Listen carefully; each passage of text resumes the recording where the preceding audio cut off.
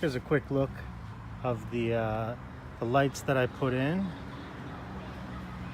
So we got the two LEDs next to the headlight, and then the Denali lights on the fender. I'll go over here and switch on the fog lights.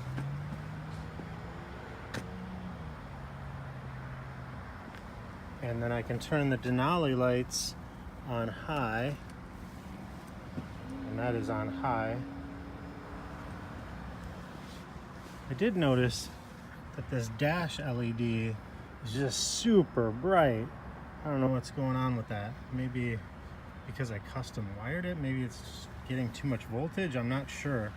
But if you're riding in the dark and then you turn on the Denali lights on high, so they're on low, on high, but that LED light is just so bright.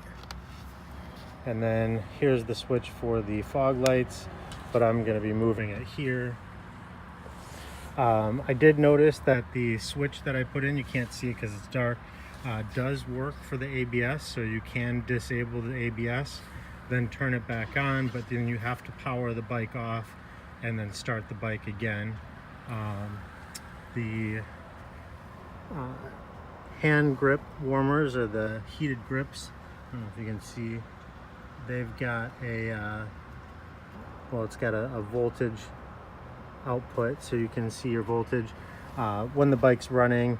Just at idle at a stoplight, it's, you know, hovering around 13.3 to 13.5, and then on when you're riding, it's about 14.2 to 14.5. So again, I'll just take a look around here.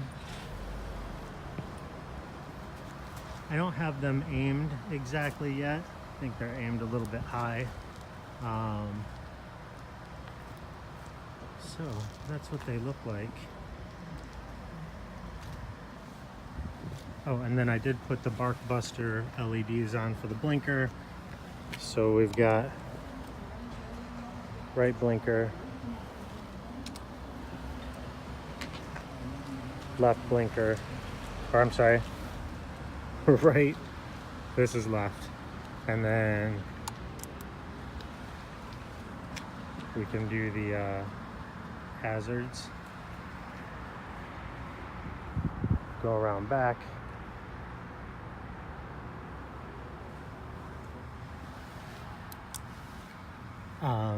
one thing I did notice, I'll turn this off.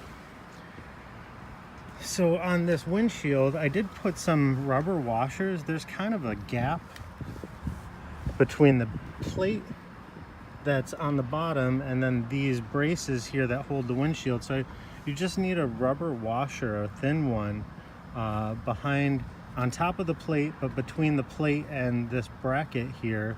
And that reduces the plate from rattling just a little bit. It's still, I feel like there's still a little bit of play. I do notice if you go over bumps, you'll get, so I gotta figure that out. It's not super annoying, but bothers me, especially, you know, it's kind of expensive. It might just be normal, but I feel like there's some play in here, and these are tightened down really well, so I'm not really sure what's going on with that, so we'll see.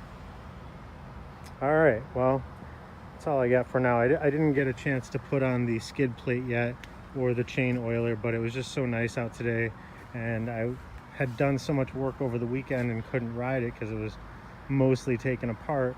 So I wanted to get out and ride it and see how these lights look at night, and they look pretty awesome.